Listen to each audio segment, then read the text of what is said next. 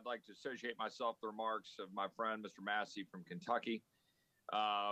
Look, I very much appreciate the sentiment of what is driving Mr. Issa, my friend's amendment.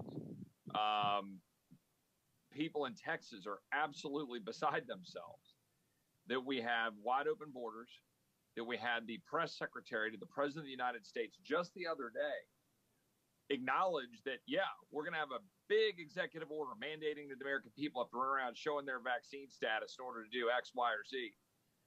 But then, no mandate on what we're dealing with those at the border. Importantly, that there are many people coming across the border who are COVID positive, and you're not going to do a darn thing about it. That's the truth. In fact, the White House press secretary basically said so at a press conference.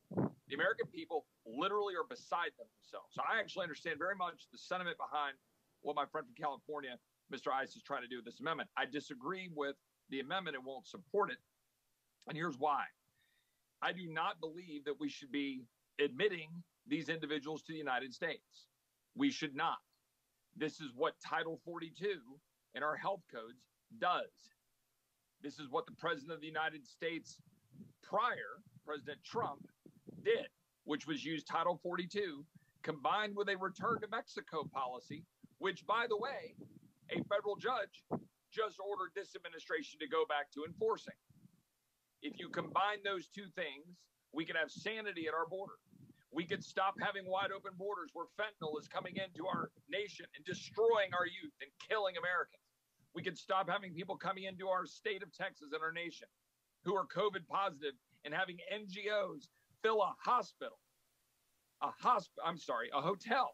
fill a hotel with people they know to be positive with COVID.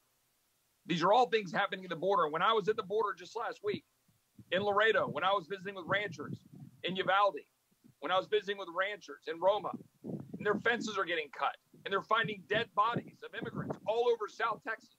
89 dead bodies in Brooks County, 70-something dead bodies in the Del Rio sector, several hundred across the entire border of Texas.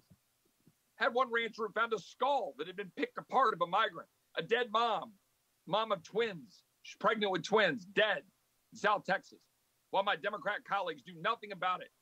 And now, with wide open borders, you're just totally fine with people being COVID positive. We should enforce Title 42.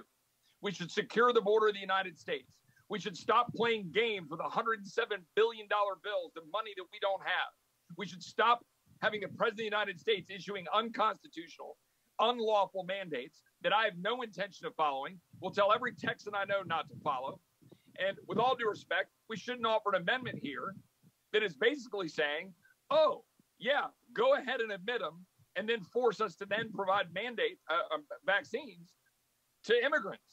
I don't believe we ought to be jamming people with a vaccine against their wishes, whether they're a migrant or an American. We should just secure the border. And then we should stop the crisis that way instead of giving in to this Overton window shifting by Democrats who don't give a damn about securing our border. I yield back. Would the gentleman yield to Daryl Issa? Is that Mr. Issa? Yes, sir.